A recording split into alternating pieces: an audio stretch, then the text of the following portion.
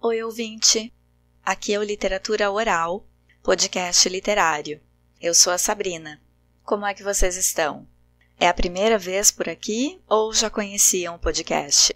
Me conta nos comentários e aproveita para se inscrever se ainda não for inscrito, combinado? No último episódio, li poesias de Prado Vepo. Hoje vou iniciar uma leitura comentada. Vou ler na íntegra Amar, verbo intransitivo, de Mário de Andrade. Mas antes, vamos ver um pouco sobre o autor e o contexto de produção da obra. Mário Raul de Moraes Andrade nasceu em 1893 e faleceu em 1945 em São Paulo. Como escritor, ele escreveu poesia, contos, crônicas, romances. Foi ainda crítico literário, musicólogo, historiador da arte e fotógrafo. É um dos fundadores do modernismo. O modernismo é um movimento nas artes que tinha o objetivo de valorizar a cultura brasileira, que até então reproduzia muito o que era importado e não percebia a nossa cultura como digna de receber o mesmo status. E aí o modernismo vem com essa proposta de aproveitar os estrangeirismos, mas somente de forma a destacar o que a gente produz de artístico. Teve a Semana de Arte Moderna, em 1922, em que Mário trabalhou junto de um amigo que também tinha o sobrenome Andrade. Era Oswald de Andrade. E muita gente pensa que eles eram parentes, só que não, eram só amigos, e depois de um tempo se desentenderam também. É que Andrade era um sobrenome comum em São Paulo, gente. Outros participantes da Semana de Arte Moderna foram Tarsila do Amaral, Manuel Bandeira, Anita Malfatti. Nesse ano da Semana de Arte Moderna, Mário de Andrade inovou na poesia com o lançamento de Pauliceia Desvairada. Dizem que a partir desse livro ele reinventou a poesia, criando a etapa moderna da poesia brasileira. Vamos lembrar o que acontecia antes do modernismo em termos literários no país? A poesia vivia a fase do parnasianismo, que cultuava o retorno ao classicismo e à métrica perfeita, o que nos deixou de herança versos engessados, sem emoção, principalmente sobre vasos. Na prosa, tínhamos o pré-modernismo, com destaque para a obra de denúncia social de Lima Barreto, e ainda obras dentro do realismo, naturalismo e simbolismo.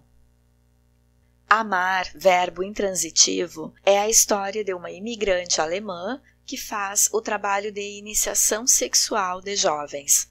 Ela é contratada por famílias abastadas de São Paulo, fica morando nas casas um tempo, no disfarce de empregada ou governanta, e cumpre o papel de ensinar esses garotos a fazer sexo. Baita história, né? Com essa obra, Mário de Andrade toca em uma série de questões tabu da sociedade paulistana da época em que o livro foi escrito, em 1927, quase 100 anos atrás. A primeira recepção do livro achou um escândalo. Andrade classificou o texto como idílio, que é um texto leve sobre amor. No texto de orelha da editora Agir, diz que o romance tem cenas separadas graficamente, como cortes cinematográficos. O narrador é um alter ego de Andrade e, como escritor, usa metáforas musicais, pela sua formação em música, discorre sobre teorias literárias e faz crítica de arte, afinal, o Andrade publicava críticas. Ele narra como quem conta um filme enquanto está assistindo o filme. O narrador usa linguagem coloquial brasileira, como frases começando com pronomes átonos, e também usa onomatopeias. Esse uso da linguagem era importante para Andrade, era parte do que ele queria implantar na nossa literatura com o movimento modernista. Andrade chamava esse jeito de falar de linguagem brasileira, usando as nossas expressões do dia a dia. E é um narrador que conversa com o leitor, que acessa o íntimo das personagens e também é íntimo do leitor. Em uma carta a Manuel Bandeira sobre o livro, de 10 de outubro de 1924, Andrade escreveu o seguinte: abre aspas, o livro é uma mistura incrível, tem tudo lá dentro, crítica, teoria, psicologia e até romance. Sou eu. E eu pesquisador. pronomes oblíquos começando a frase, mandei ela e coisas assim. Não na boca de personagens, mas na minha direta pena. Fugi do sistema português. Que me importa que o livro seja falho? Meu destino não é ficar, meu destino é lembrar que existem mais coisas que as vistas e ouvidas por todos. Se conseguir que se escreva brasileiro sem por isso ser caipira, mas sistematizando erros diários da conversação, idiotismos brasileiros e, sobretudo, psicologia brasileira, já cumpri o meu destino. Que me importa ser louvado em 1985? O que eu quero é viver a minha vida e ser louvado por mim, nas noites antes de dormir. Daí, Fräulein. Confesso-te que sou feliz. Fecha aspas. Daí vemos que amar, verbo intransitivo, estava sendo escrito anos antes de sua publicação. Foi escrito entre 23 e 26, no âmbito do experimentalismo modernista, como explica Marlene Gomes Mendes no prefácio. Ele fala da sua opção por colocar o falar coloquial para o narrador, o que reforça seu comprometimento com o uso dessa linguagem, que é a próxima do entendimento do povo. Ele podia ter colocado o coloquialismo na fala das personagens, mas faz questão de colocar nas observações do narrador. O modernismo também tem isso de tirar as artes do pedestal de que só seriam acessíveis à burguesia e mostrar que a arte é para todo mundo. Andrade diz que assume isso que ele chamou destino falho do livro, por romper com a norma culta, porque ele não se importava que o livro não perdurasse. Ele queria fazer barulho com este texto para sua primeira recepção, quer dizer, o pessoal que ia ler lá quando ele estivesse lançando o livro. Não fazia mal que o livro não fosse mais lembrado em 1985. Só que estamos em 2023 lendo e a história ainda é muito interessante. A primeira publicação de Amar, verbo intransitivo, foi feita às custas do autor. Nessa carta para Manuel Bandeira, ele fala ali, meu destino é lembrar que existem mais coisas que as vistas e ouvidas por todos. Quer dizer, ele queria falar dos tabus, ele queria falar do que estava meio escondido naquela sociedade. Mário de Andrade escreveu, na primeira edição, que a obra obedecia à ortografia oficial do momento. E assim foi mantida, com algumas variações que agora destoam da ortografia oficial. Se teve uma variação dessas que me incomodou aqui nessa edição da editora Agir, foi o advérbio meio, usado como meia. Por exemplo, para falar que Dona Laura era meia mal acabada. Mal sabia Andrade que esse uso errado do advérbio seria um vício de linguagem até hoje. Ou ele não acharia um vício, sei lá. Só sei que eu adorei ver uns pra e pro no lugar de para a e para o. Acho que o pra tinha que ser incorporado à língua oficial. Aqui no LO eu já oficializei o coloquialismo pra e tá tudo lindo. Mas a obra mais conhecida de Mário de Andrade foi publicada um ano depois de Amar, verbo intransitivo, em 1928. É Macunaíma, o herói sem nenhum caráter. Macunaíma é fruto de pesquisas de Andrade sobre a cultura brasileira. O protagonista representa as bases étnicas da formação do povo brasileiro e brinca com a ideia da malandragem e da preguiça. O livro mistura diferentes gêneros e estéticas literárias, como poesia, realismo maravilhoso, fantasia, jornada do herói, sátira. A protagonista de Amar, verbo intransitivo, imigrou da Alemanha em função da Primeira Guerra Mundial, em 1914, e está em São Paulo tentando juntar dinheiro para retornar. Elsa é chamada na casa de Fräulein, que significa jovem senhora em alemão. Em relação ao título e subtítulo, Amar, verbo intransitivo. Bom, fora da licença poética de Andrade, na norma culta da língua portuguesa, amar é transitivo direto, ou seja, um verbo que pede complemento. Quem ama, ama algo ou alguém. Mas então, o que podemos inferir dessa escolha do autor de chamar um verbo transitivo de intransitivo? Destacar amar como um verbo intransitivo reforça a ideia da solidão de quem ama. A ideia de que quem ama não necessariamente tem perto o objeto amado, o complemento. Este romance, que o autor classificou idílio, é sobre a contratação de um serviço. Um patriarca paga uma imigrante para conviver um tempo na casa como governanta e fazer a iniciação sexual do filho, ali debaixo do teto dele. É um homem tratando do início da vida sexual do filho homem, vendo a união sexual como uma etapa da vida que o guri tinha de transpor.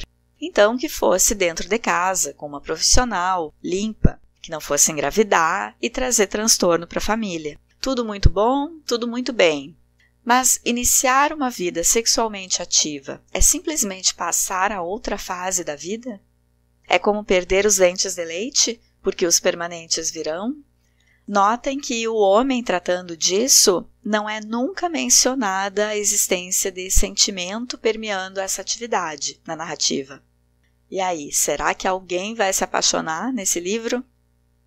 Vamos, que essa obra tem tudo. Tem mulher imigrante enfrentando um mundo novo sozinha, tem sexo ou sugestão de sexo, tem coração partido, talvez, tem patriarcalismo nojento, tem hipocrisia e tem principalmente o texto primoroso de Mário de Andrade. É um texto cheio de discurso direto, de diálogo, e mesmo as frases do narrador são picotadas. Lembra que ele narra como quem está contando um filme enquanto está assistindo. Eu já peço desculpas pela minha pronúncia das palavras em alemão. Gente, eu não falo alemão. Que difícil! Eu sou que nem o Carlos da história, que só sabe falar inglês. Vamos ver se a leitura vai funcionar.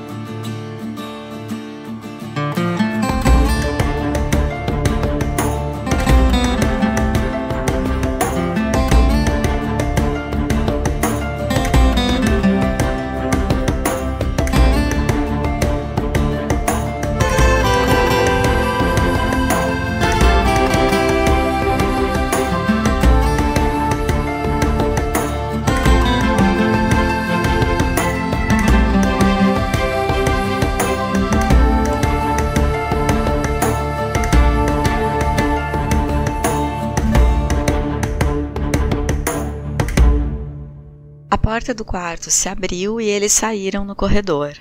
Calçando as luvas, Sousa Costa largou por despedida. Está frio. Ela muito correta e simples. Estes fins de inverno são perigosos em São Paulo. Lembrando mais uma coisa, reteve a mão de adeus que o outro lhe estendia. E, senhor, sua esposa, está avisada? Não. A senhorita compreende, ela é mãe. Esta nossa educação brasileira... Além do mais, com 3 meninas em casa. Peço-lhe que avise sua esposa, senhor. Não posso compreender tantos mistérios, se é para bem do rapaz. Mas, senhorita, desculpe insistir. É preciso avisá-la. Não me agradaria ser tomada por aventureira. Sou séria. E tenho 35 anos, senhor. Certamente não irei se sua esposa não souber o que vou fazer lá. Tenho a profissão que uma fraqueza me permitiu exercer. Nada mais, nada menos. É uma profissão. Falava com a voz mais natural desse mundo, mesmo com certo orgulho que Sousa Costa percebeu sem compreender. Olhou para ela admirado e, jurando não falar nada à mulher, prometeu. Elsa viu ele abrir a porta da pensão. Pam! Entrou de novo no quartinho, ainda agitado pela presença do estranho. Lhe deu um olhar de confiança. Tudo foi sossegando pouco a pouco. Penca de livros sobre a escrivaninha, um piano, o retrato de Wagner, o retrato de Bismarck.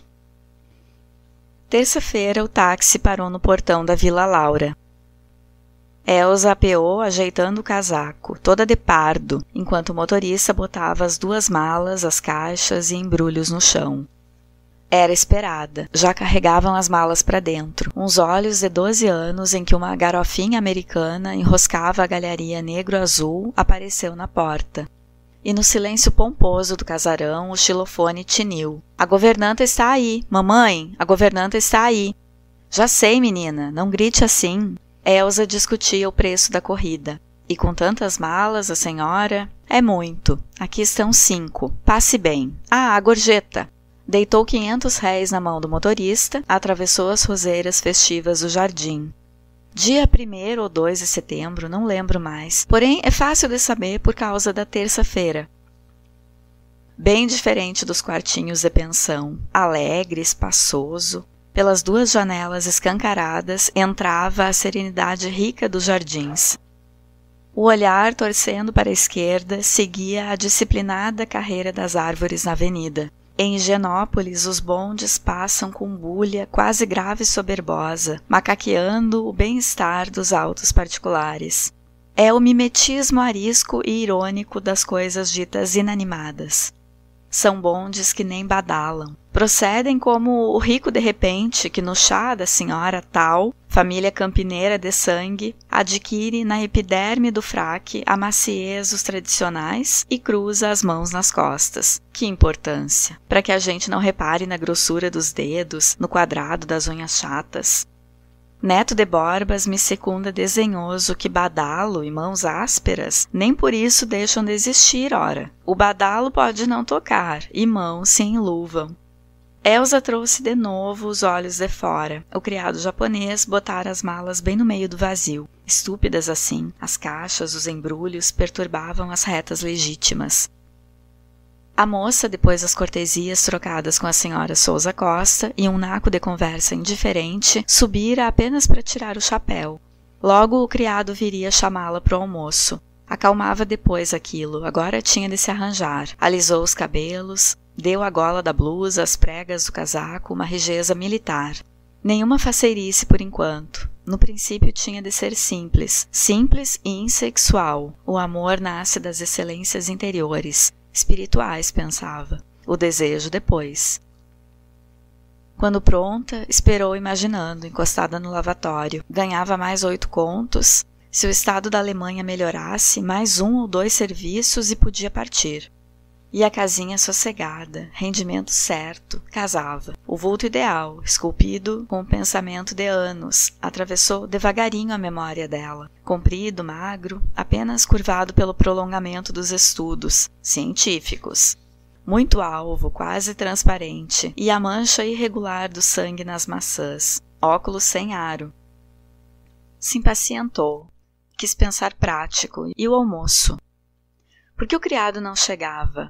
A senhora Sousa Costa avisara que o almoço era já. Devia descer já. No entanto, esperava fazia bem uns 15 minutos. Que irregularidade! Olhou o relógio pulseira. Marcava aluado, como sempre, e ponhamos 6 horas. Ou 18, a escolha. Havia de acertá-lo outra vez quando chegasse embaixo no hall. 10 vezes, 100 vezes. Inútil mandá-lo mais ao relojoeiro. Mal sem cura. Em todo caso, sempre era relógio. Porém, não teriam hora certa de almoçar naquela casa? Olhou para o céu, ficou assim. O pequeno corredor de que o quarto dela era a última porta dava para a sala central. De lá vinham as flautas e os chicoticos. Parava a música. A bulha dos passinhos arranhava o corredor. De repente, fugia, assustado, sem motivo, colibri. Pleque, pleque, pleque, pleque. Causava aqueles atropelos. Nem sorriu. As crianças desta casa são curiosas. Pensou em sair do quarto, indagar. Não que tivesse fome. Porém, era a hora do almoço. A senhora Sousa Costa afirmara que o almoço era já. Mãozinha tamborilando no mármore, depois olhou as unhas. Repuxava uma pele mais saliente. Mamãe, mamãe, olhe Carlos! O menino agarrara a irmã na boca do corredor, brincalhão, bem disposto como sempre, e machucador. Porém, não fazia de propósito, ia brincar e machucava. Cingia Maria Luísa com os braços fortes, empurrava com o peito, cantarolando, bamboleado no picadinho. Ela se debatia, danando por se ver tão mais fraca. Empurrada, sacudida, revirada, Tatu subiu no pau. Mamãe! Me largue, Carlos! Me largue! Sacudida, revirada, tiririca, socos. Lagarto, lagartixa, isso sim é que pode ser. Empurrada, sacudida. Mamãe! A carne rija dele recebia os socos deliciada. Só protegia a cara, erguendo-a para o alto de lado. Podia bater até no estômago, se quisesse. Já praticava boxe. Tatu subiu, Dona Laura embaixo. Que é isso, meninos? Carlos, ô Carlos, desça já. Não estou fazendo nada, mamãe. Também não posso dançar um bocadinho? Me sacudiu toda, bruto. Estava ensinando o time para ela, mamãe. Você não viu a bebê Daniels? Mas eu não sou a bebê Daniels. Mas eu quero que seja. Não sou e não sou, pronto. Mamãe. Tatu me largue, bruto. Elsa desembocara na sala. Carlos, vendo a desconhecida, largou Maria Luísa e encabulou. Para disfarçar, carregou a irmãzinha menor. Machucou, flautim. Mamãe. Se rindo do chuvisco dos tapinhas, carregando a irmã no braço esquerdo, Carlos ofereceu a mão livre à moça. Voz paulista, certa de chegar no fim da frase. Olhos francos investigando. Bom dia, a senhora é a governanta, é? Ela sorriu, escondendo a irritação. Sou. Mas Aldinha, achando de jeito a mão que Carlos trouxera para resguardo do rosto, mordeu. Viu só, mamãe, Aldinha me deu uma dentada. Meu Deus, ainda enlouqueço com essas crianças. Tirou sangue, olha aí o que você fez, sua gatinha. Carlos, você não me ouve? Olha que eu subo. Dona Laura nunca subiria a escada outra vez. Mamãe, foi ele que me machucou, já chorosa. Vocês não ouvem sua mãe chamar? Desçam já. Era a clave de Fá de Souza Costa, barítono enfarado, de quem não gosta de se amolar nem passar pitos. Elsa consolava a pecurrucha, com meiguice emprestada. Não sabia ter meiguice. Mais questão de temperamento que de raça. Não me venham dizer que os alemães são ríspidos. Tolice. Conheci?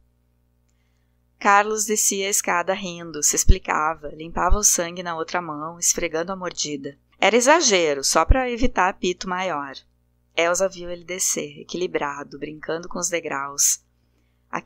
A senhora é a governanta, percebeu que o menino era um forte, machucador apenas.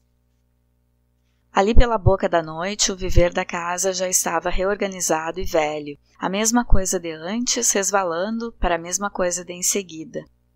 Isso não sei se é bem, se é mal, mas a culpa é toda de Elsa. Isto sei e afirmo.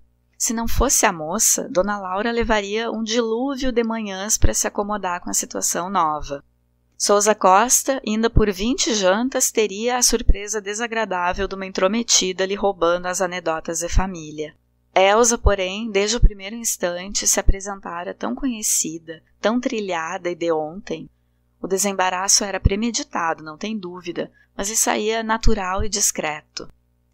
Isso se descontaria dentre as facilidades das raças superiores, porém tal razão é assuntar apenas a epiderme da experiência. Antes estou disposto a reconhecer nela essa faculdade prática de adaptação dos alemães em terra estranha. Imediatamente se apossara dos deveres próprios e se colocara na posição exata. O começo dela é de quem recomeça. Você repare no filho, na mulher que voltam dos 15 dias de fazenda ou caxambu. Abraços, forrobodó festivo, admiração premeditada. Você está bem mais gordo, alegrias.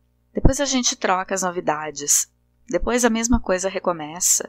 O polvo readquire o tentáculo que faltava. Com a mesma naturalidade cotidiana, pratica o destino dele, prover e vogar. Sobe à tona da vida ou desce portas adentro na profundeza marinha. Profundeza eminentemente respeitável e secreta. Quanto à tona da vida, já se conhece bem a fotografia. A mãe está sentada com a família, menorzinha no colo. O pai, de pé, descansa protetoramente no ombro dela a mão honrada. Em torno se arranjam os barrigudinhos. A disposição pode variar, mas o conceito continua o mesmo. Varia a disposição demonstra unicamente o progresso que nestes tempos de agora fizeram os fotógrafos norte-americanos. Elsa é filho chegando do sítio ou mãe que volta de Caxambu. Membro que faltava e de novo cresce.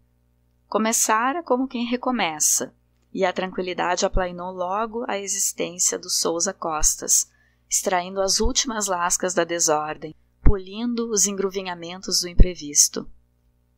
Mesmo para as meninas, 3, Maria Luísa com 12 anos, Laurita com 7, Aldinha com 5. Elsa já dera completo conhecimento de si, estrangulando a curiosidade delas. Já determinara as horas de lição de Maria Luísa e Carlos, já dispusera os vestidos, os chapéus e os sapatos no guarda-roupa. No jardim, fizera as meninas pronunciarem muitas vezes Fräulein, assim deviam lhe chamar. Fräulein era para as pequenas a definição daquela moça. Antipática? Não, nem antipática nem simpática. Elemento. Mecanismo novo da casa. Mal imaginam por enquanto que será o ponteiro do relógio familiar. Fräulein, nome esquisito, nunca vi. Que bonitas assombrações havia de gerar na imaginação das crianças. Era só deixar ele descansar um pouco na ramaria baralhada, mesmo ainda com poucas folhas, das associações infantis, que nem semente que dorme os primeiros tempos espera. Então espigaria em brotos fantásticos, floradas maravilhosas como nunca ninguém viu. Porém as crianças nada mais enxergariam entre as asas daquela mosca azul. Elsa lhes fizera repetir muitas vezes por demais a palavra. Metodicamente a dissecara. Fräulein significava só isto e não outra coisa. E elas perderam todo o gosto com a repetição. A mosca sucumbira, rota, nojenta, vil e baça.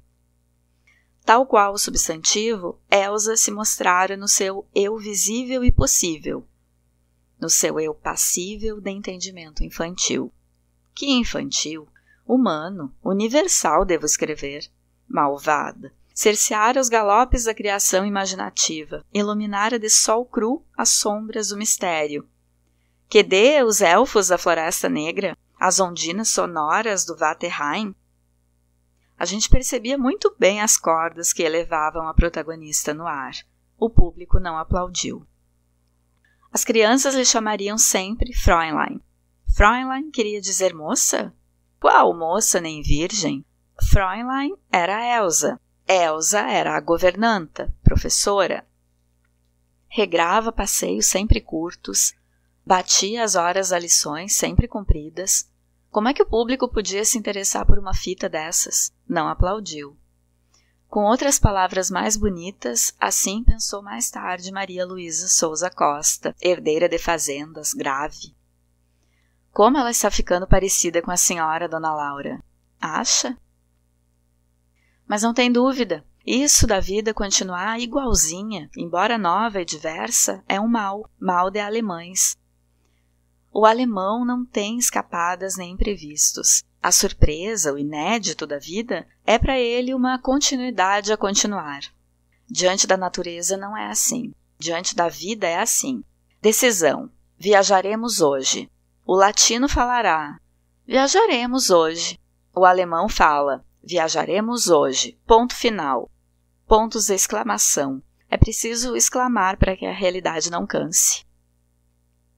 Souza Costa usava bigodes onde a brilhantina indiscreta suava negrores nítidos. Aliás, todo ele era um cuité de brilhantinas simbólicas, uma graxa, mônada, sensitiva e cuidadoso de sua pessoa. Não esquecia nunca o cheiro no lenço. Vinha de portugueses, perfeitamente. E de Camões herdara ser femeeiro irredutível. Em tempos de calorão, surgiam nos cabelos negros de Dona Laura umas ondulações suspeitas. Usava penteadores e vestidos de seda muito largos. Apenas um gesto e aqueles panos e rendas e vidrilhos despencavam para uma banda afligindo a gente. Meia mal acabada. Era maior que o marido? Era. Lhe permitira aumentar as fábricas de tecido no Brás e se dedicar por desfastio à criação do gado caracu. Nas noites espaçadas em que Souza Costa se aproximava da mulher, ele tomava sempre o cuidado de não mostrar jeitos e sabenças adquiridos lá embaixo no vale. No vale do Anhangabaú? É. Dona Laura comprazia com prazer o marido. Com prazer? Cansada. Entre ambos se firmara tacitamente e bem cedo uma convenção honesta. Nunca jamais ele trouxera do vale um fio louro no paletó, nem aromas que não fossem pessoais, ou então aromas cívicos. Dona Laura, por sua vez, fingia ignorar as navegações de Pedro Álvares Cabral, convenção honesta, se quiserem. Não seria talvez a precisão interior de sossego? Parece que sim. Afirmo que não. Ah, ninguém o saberá jamais. E quem diria que Souza Costa não era bom marido? Era sim. Fora tão nu de preconceitos até casar, sem pôr reparo nas ondas suspeitas dos cabelos da noiva, e bem me lembro que ficaram noivos em tempo de calorão. Dona Laura retribuía a confiança do marido, esquecendo por sua vez que bigodes abastosos e brilhantinados são suspeitos também. Sentia agora eles trepidando pelo braço gelatinoso dela e meia dormindo, se ajeitando. Vendeu o touro? Resolvi não vender, é muito bom reprodutor. Dormiam. Quando Carlos nasceu, batizaram-no, pois não? As meninas iam nas missas de domingo. Se era manhã de sol, o passeio até fazia bem. Com 9 anos, mais ou menos, recebiam a primeira comunhão. Dona Laura mandava-lhes ensinar o catecismo por uma parenta pobre, muito religiosa, coitada, catequista em Santa Cecília.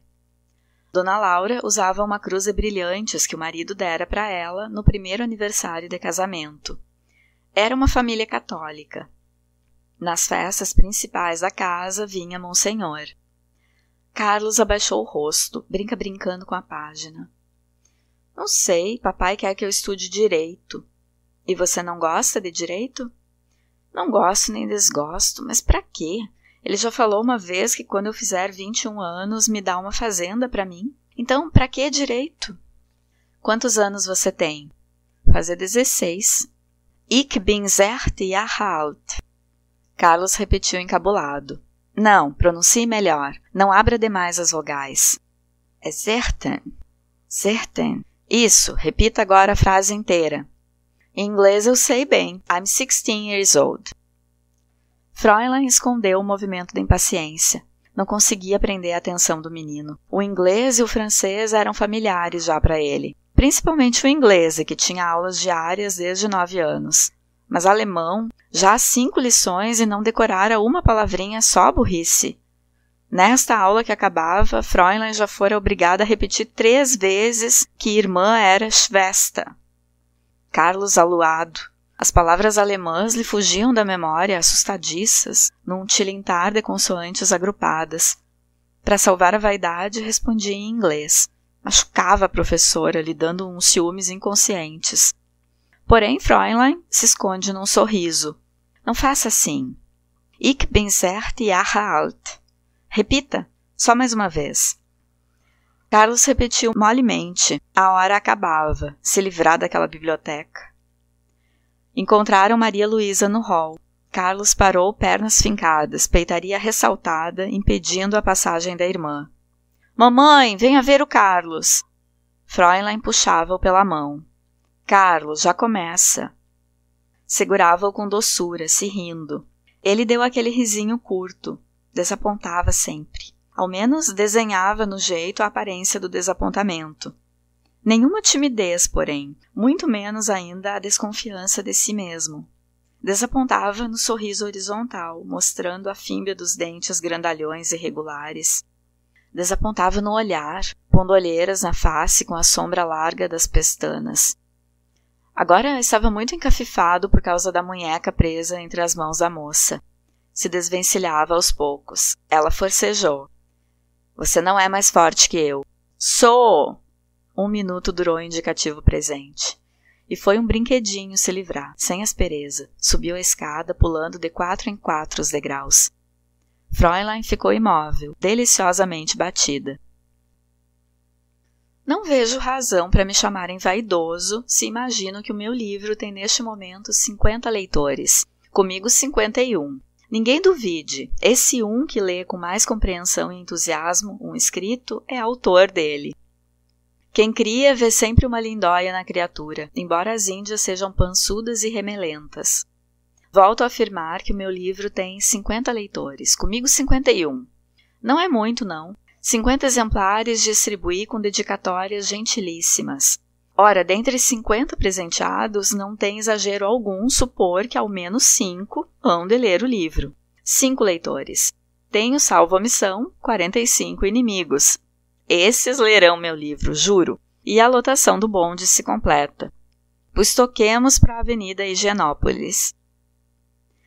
Se este livro conta 51 leitores, sucede que neste lugar da leitura já existem 51 Elsas.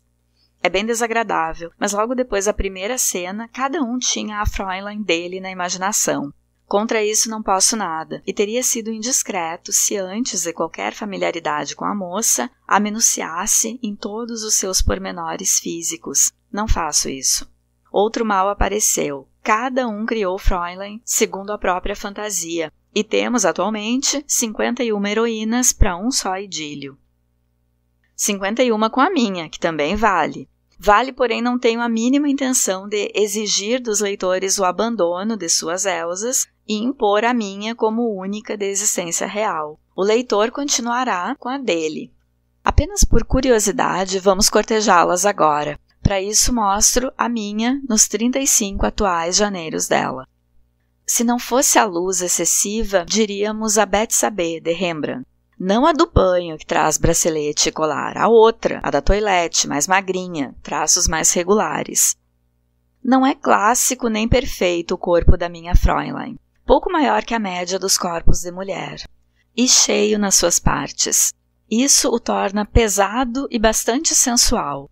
Longe, porém, daquele peso divino dos nus renascentes italianos ou daquela sensualidade das figuras Escopas e Leucipo. Isso, Rembrandt, quase Cranach.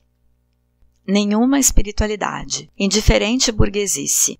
Casasse com ela mais cedo, o marido viria no fim da vida a terra e os cobres repartidos entre 21 generaizinhos infelizes. Disse 21 porque me lembrei agora da filharada de João Sebastião Bach. Generaizinhos porque me lembrei do fim de Alexandre Magno.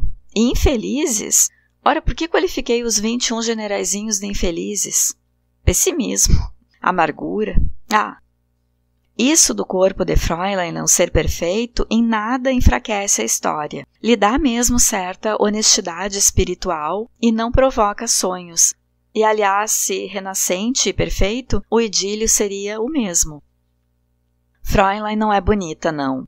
Porém, traços muito regulares, coloridos de cor real. E agora que se veste, a gente pode olhar com mais franqueza isso que fica de fora e ao mundo pertence. Agrada, não agrada? Não se pinta, quase nem usa pó de arroz. A pele estica, discretamente polida com os arrancos da carne sã. O embate é cruento, resiste à pele, o sangue se alastra pelo interior e Fräulein toda se roseia agradavelmente. O que mais atrai nela são os beiços, curtos, bastante largos, sempre encarnados. E ainda bem que sabem rir. Entremostram apenas os dentinhos de um amarelo sadio, mas sem frescor. Olhos castanhos, pouco fundos, se abrem grandes, muito claros, verdadeiramente sem expressão. Por isso de uma calma quase religiosa, puros. Que cabelos mudáveis, ora louros, ora sombrios, de um pardo em fogo interior. Ela tem esse jeito de os arranjar que estão sempre pedindo arranjo outra vez. Às vezes as madeixas de Fräulein se apresentam embaraçadas, soltas de forma tal que as luzes penetram nelas e se cruzam como numa plantação nova de eucaliptos. Ora é a mecha mais loura que Fräulein prende e 100 vezes torna a cair. O menino aluado como sempre. Fixava com insistência um pouco de viés. Seria a orelha dela? Mais para o lado, fora dela, atrás. Fräulein se volta, não vê nada, apenas o batalhão dos livros, na ordem de sempre. Então era nela, talvez a nuca. Não se desagradou do culto, porém Carlos, com o movimento da professora, viu que ela percebera a insistência do olhar dele, carecia explicar. Criou coragem, mas encabulou, encafifado de estar penetrando intimidades femininas. Não foi sem comoção que venceu a própria castidade e avisou. Fräulein, seu grampo cai. O gesto dela foi natural, porque o despeito se disfarçou. Porém, Fräulein se fechou de uma vez. 15 dias já e nem mostras do mais leve interesse. Arre! Será que não consegue nada? Isso lhe parece impossível. Estava trabalhando bem, que nem das outras vezes. Até melhor, porque o menino lhe interessava. Era muito simpatia? A inocência verdadeiramente esportiva? Talvez a ingenuidade, a serena força, Unzonhefer, nem vaidades nem complicações. Atraente. Fräulein principiara com mais entusiasmo que das outras vezes, e nada. Veremos, ganhava para isso e paciência não falta a alemão. Agora, porém, está fechada por despeito. Dentro dela não penetra mais ninguém. Fräulein se sentiu logo perfeitamente bem dentro daquela família, imóvel, mas feliz. Apenas a saúde de Maria Luísa perturbava um tanto o cansaço de Dona Laura e a calma prudencial de Sousa Costa. Servia de assunto possível nos dias em que, depois da janta, Sousa Costa queimava o charuto no hall, como que tradicionalmente revivendo a cerimônia tupi. Depois se escovava, pigarreando circunspecto, vinha dar o beijo na mulher. Adeus, papai. Até logo. Até logo, papai. Boa noite. Dona Laura ficava ali, masonza, numa quebreira gostosa, quase deitada na poltrona de vime, balanceando manso uma perna sobre a outra. Isso quando não tinham frisas, segundas e quintas no Cine República. Folheava o jornal. Os olhos dela, descendo pela coluna termométrica dos falecimentos e natalícios, vinham descansar no clima temperado do folhetim. Às vezes ela acordava um romance da biblioteca morta, mas os livros têm tantas páginas. Folhetim a gente acaba sem sentir, nem cansa a vista. Como Fräulein lê? As crianças foram dormir, vida para, os estralos espaçados dos vimes assombram o cochilar de Dona Laura. Qual? Fräulein não podia se sentir a gosto com aquela gente. Podia porque era bem alemã, tinha esse poder da adaptação exterior dos alemães, que é mesmo a maior razão do progresso deles. No filho da Alemanha tem dois seres, o alemão propriamente dito, homem do sonho, e o homem da vida, espécie prática do homem do mundo que Sócrates se dizia. O alemão propriamente dito é o cujo que sonha, trapalhão, obscuro, nostalgicamente filósofo, religioso, idealista incorrigível, muito sério, agarrado com a pátria, com a família, sincero e 120 quilos. Vestindo o tal, aparece outro sujeito, homem da vida, fortemente visível, esperto, hábil e europeiamente bonitão. Em princípio, se pode dizer que é matéria sem forma, dútil H2O, se amoldando a todas as quartinhas. Não tem nenhuma hipocrisia nisso, nem máscara. Se adapta o homem da vida. Faz muito bem. Eu, se pudesse, fazia o mesmo. E você, leitor? Porém, o homem do sonho permanece intacto. Nas horas silenciosas da contemplação, se escuta o suspiro dele, gemido espiritual um pouco doce por demais, que escapa dentre as molas flexíveis do homem da vida, que nem o queixume de um Deus paciente, encarcerado. O homem da vida é que a gente vê. Ele criou no negócio dele artigo tão bom como o do inglês. Cobra caro, mas não vê que um comprador saiu com as mãos abanando por causa do preço. Adapta-se o homem da vida. No dia seguinte, o freguês encontra artigo quase igual ao outro, com o mesmo aspecto faceiro e de preço alcançável. Sai com os bolsos vazios e as mãos cheias. O ângulo da fábrica vizinha, ali mesmo, só atravessar um estirão de água zangada, não vendeu o artigo dele. Não vendeu, nem venderá, e continuará sempre fazendo muito bom. Eu admirava mais o inglês se só este conseguisse manipular a mercadoria excelente. Porém, o alemão, o homem da vida, também melhora as coisas até a excelência. Apenas carece que alguém vá na frente primeiro. Isso o próprio Walter de Rathenau observou. Grande homem, homem do sonho. Os outros que inventem. O alemão pega na descoberta da gente e a desenvolve e melhora. E a piora também, estabelecendo uma tabela de preços a que podem abordar bolsas de todos os calados. Daí aos poucos, todo mundo ir preferindo o comerciante alemão. Os países de exportação industrial viam o fenômeno de cara feia. O homem da vida observava a raiva da vizinhança. E se lá nas trevas interiores, onde se reúnem as assombrações familiares, o homem do sonho também cantava o seu Home Sweet Home, que a nenhuma raça pertence e é desejo universal, o homem da vida se adaptava ainda. Construía canhões pelas mãos brandas de uma viúva, armazenava gases asfixiantes, afiava lamparinas para cortar futuramente os imaginários bracinhos de quanto Hensel e quanta Gretel imaginários e franceses produz o susto razoável de Chantecler. Bárbaro Tedesco, infraterno, germano infraterno. Aceitemos mesmo que engordasse a ideia multissecular, universal e secreta da posse do mundo. Não culpe-se por ela, o homem do sonho. O da vida é que, se observando vitorioso no mundo, concluía que era muito justo lhe caber a posse do tal. Quem que errou forte e incorrigivelmente? Só Bismarck. Alguém chamou esse homem de último Nibelungo. Nibelungo, não tem dúvida, conseguiu Alsácia, ouro do Reno, pela renúncia do amor. Enquanto isso, todos os países da Terra, abraçados, se amavam numa promíscua rede comum, não é? Estávamos no primeiro decênio deste século, que deu no 20. Todos os abraçados perdiam terreno. O homem da vida ganhava-o. Por adaptação? Será? Vejo Sarajevo apenas como bandeira. Nas pregas dela brisam invisíveis as ambições comerciais. Pum! Taratá! Clarins gritando, baionetas cintilando, desvairado matar, hecatombes, trincheiras, pestes, cemitérios, soldados desconhecidos. A culpa era do homem da vida, não é? Porém, a guerra foi inventada pelos proprietários das fábricas vizinhas.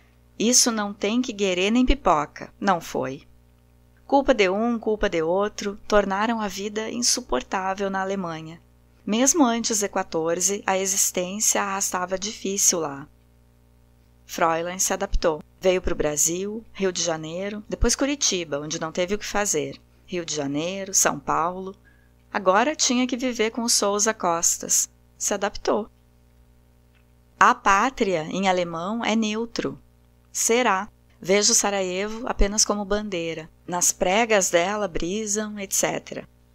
Aqui o leitor recomeça a ler este fim de capítulo do lugar em que a frase do etc. principia, e assim continuará repetindo o cânone infinito até que se convença do que afirmo. Se não se convencer, ao menos convenha comigo que todos esses europeus foram uns grandíssimos canalhões.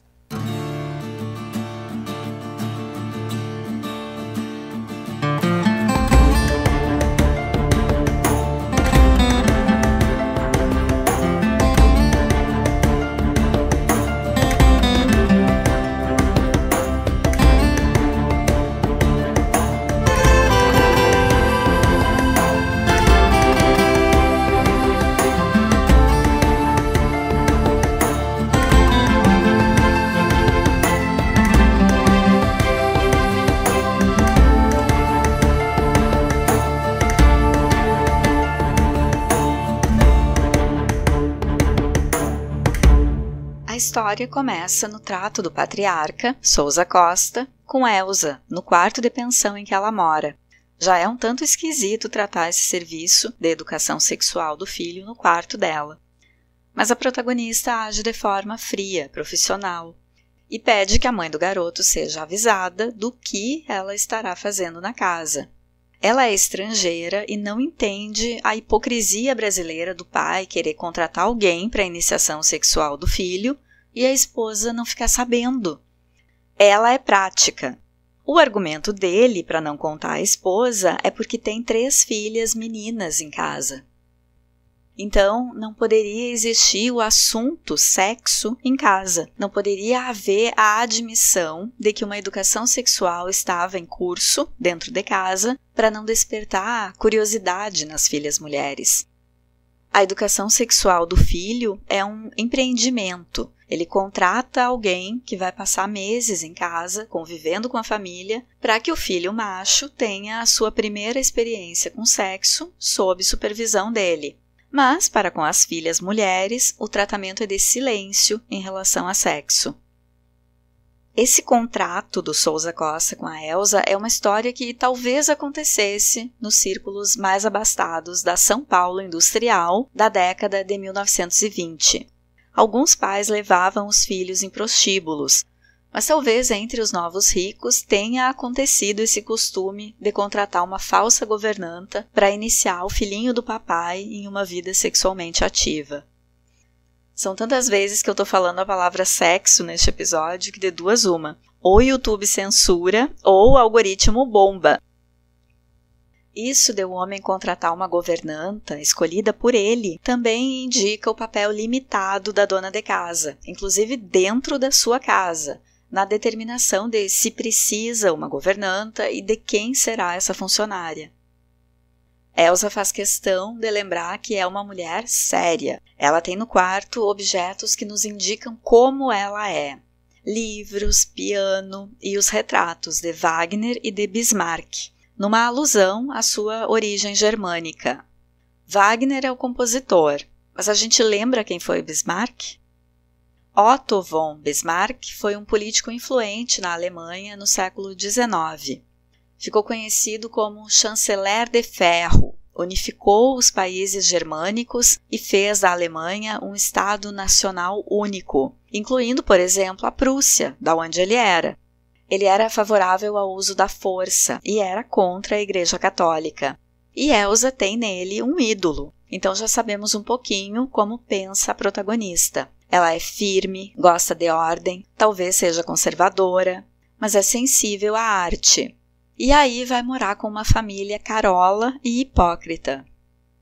Ela não é a única estrangeira trabalhando para os ricos paulistanos. Tem um criado japonês. O narrador faz um comentário irônico sobre os novos ricos paulistanos do início do século XX, que escondem as mãos calejadas do trabalho, porque antes da era do café e da indústria em São Paulo, eram trabalhadores braçais. Estão aprendendo a navegar nesse novo ambiente de opulência, de ter criados, de mandar. E talvez seja uma dica de como é a família Sousa Costa.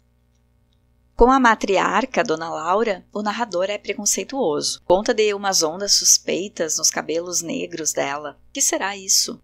Os cabelos não são lisos. Cabelos pretos e ondulados poderiam sugerir uma origem africana na esposa do novo rico, será? Mas o preconceito será que é do narrador ou ele está só sendo irônico porque esse seria o comentário corrente da época sobre quem tinha cabelo crespo?